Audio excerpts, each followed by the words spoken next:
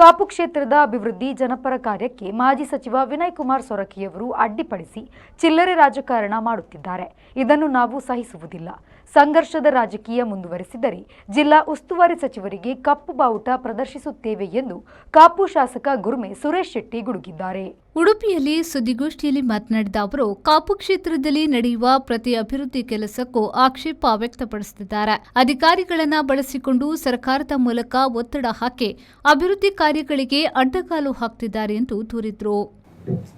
ನಿಷೇಧಿತ ಸ್ಥಳದಲ್ಲಿ ನೀವು ಪ್ರವೇಶ ಮಾಡಿದ್ದೀರಿ ಅಂತ ಹೇಳಿ, ಆ ನಿಷೇಧ ಮಾಡಲಿಕ್ಕೆ ಅವರಿಗೆ ಅಧಿಕಾರ ಕೊಟ್ಟವರು ಯಾರು, ಯಾವುದಕ್ಕೋಸ್ಕರ ಮಾಡಬೇಕಾಗಿತ್ತು ಅನ್ನೋದಕ್ಕೆ ಅವರು ವಿವರಣೆಗಳನ್ನು ಕೊಡ್ತಾ ಇಲ್ಲ. ಕಾನೂನುಬದ್ಧವಾಗಿ ಕಮ್ಮಳದ ಸಮಿತಿ ರಚನೆ ಆಗಿದೆ. ಕಮ್ಮಳದ ಸಮಿತಿಗೆ ಜಿಲ್ಲಾಡಳಿತ, ರೆವಿನ್ಯೂ ಇಲಾಖೆಯವರು ಅಧಿಕೃತವಾಗಿ ಸ್ಥಳವನ್ನು ಹಸ್ತಾಂತರ ಮಾಡಿದ್ದಾರೆ, ಇದು ಕಮ್ಮಳಕ್ಕೋಸ್ಕರ ಅಂತೇಳಿ. ಅಂಥ ಸಂದರ್ಭದಲ್ಲಿ ಶಾಸಕರ ಅಧ್ಯಕ್ಷತೆಯಲ್ಲಿ, ಉದಾಹರಣೆಗೆ ಉಡುಪಿಯೂ ಸೇರಿದಂತೆ ಎಲ್ಲ ಸ್ಥಳಗಳಲ್ಲೂ ಕೂಡ ಸ್ಥಳೀಯ ಶಾಸಕರ ಅಧ್ಯಕ್ಷತೆಯಲ್ಲಿ ಒಂದು ಸಮಿತಿ ಇರುತ್ತೆ. ಆ ಸಮಿತಿಯ ನೇತೃತ್ವದಲ್ಲಿ ಕಾರ್ಯಕಲಾಪಗಳು ನಡೀಬೇಕು. ಬಂಟ್ವಾಳಕ್ಕೆ ಹೋದರೆ ರಾಜೇಶ್ ಶೇಖರ್ ಮಾಡ್ತಾರೆ, ಬೆಳ್ತಂಗಲಲ್ಲಿ ಹರೀಶ್ ಮಜಾ ಮಾಡ್ತಾರೆ, ಬೈಂದೂರಲ್ಲಿ ಗುರುರಾಜ್ ಗಂಟಿ ಹೊಳೆ ಮಾಡ್ತಾರೆ.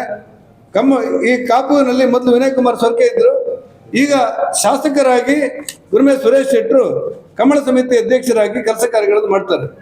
ಯಾವುದೋ ಕಾರಣಕ್ಕೆ ಶಾಸಕರ ಅಧ್ಯಕ್ಷತೆಯಲ್ಲಿ ಕಮಲ ನಡೀತಾ ಇದೆ, ಅದನ್ನ ಏನಾದರೂ ಮಾಡಿ ನಿಲ್ಲಿಸಬೇಕು ಅಂತೇಳಿ ಕುತಂತ್ರ ಮಾಡಿದ್ದಿದ್ರೆ ಯಾವ ಕಾರಣಕ್ಕೂ ಬಗ್ಗುವಂತಹ ಪ್ರಶ್ನೆ ಇಲ್ಲ. ಸರ್ಕಾರ ಅಡ್ಡ ಹಾಕಬಹುದು, ತೊಂದರೆ ಕೊಡಬಹುದು, ಪ್ರಕರಣ ದಾಖಲು ಮಾಡಬಹುದು.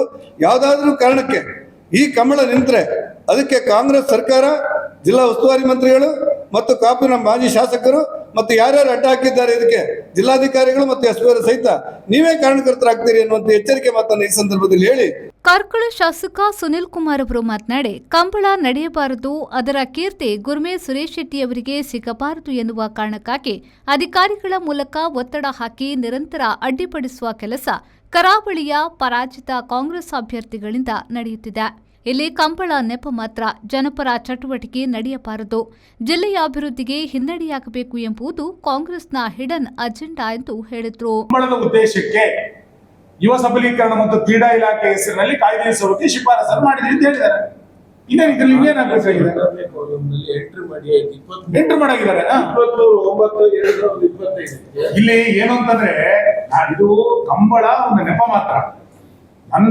ನಮ್ಮ ಎಲ್ಲ ಜಿಲ್ಲಾ ಶಾಸಕರ ಅನುಭವ ಏನು ಅಂತ ಕೇಳಿದ್ರೆ, ಕಂಬಳ ಒಂದು ನೆಪ. ಒಟ್ಟು ಶಾಸಕರುಗಳು ಮಾಡುವಂತ ಅಭಿವೃದ್ಧಿಯ ಚಟುವಟಿಕೆ, ಜನಪರವಾದಂತ ಚಟುವಟಿಕೆ, ಜನಮನ್ನಣೆಗೆ ಪಾತ್ರ ಆಗುವಂತ ಯಾವುದೇ ಚಟುವಟಿಕೆಯನ್ನ ಪರಾಜಿತ ಅಭ್ಯರ್ಥಿಗಳು ಸಹಿಸಿಕೊಳ್ಳಲಿಕ್ಕೆ ಸಾಧ್ಯ ಇಲ್ಲ. ಈ ಕಾರಣಕ್ಕೆ ಆಡಳಿತ ಇದೆ, ಬಹುಮತ ಇದೆ ಎನ್ನುವ ಕಾರಣಕ್ಕೋಸ್ಕರ ಏನ್ ಬೇಕಾದ್ರೂ ಮಾಡಬಹುದು ಅಂತ ಹೊರಟಿದ್ದಾರೆ. ನಾನು ಸುಮ್ಮನೆ 2-3 ಪ್ರಶ್ನೆಗಳನ್ನ ಜಿಲ್ಲಾಡಳಿತ ಕೇಳ್ತೇನೆ ಅಥವಾ ಉಸ್ತುವಾರಿ ಸಚಿವರು ಕೇಳ್ತೇನೆ.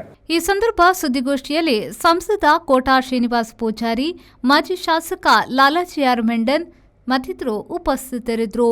ಶ್ರೀಜಿತ್, ವಿ4 ನ್ಯೂಸ್, ಉಡುಪಿ.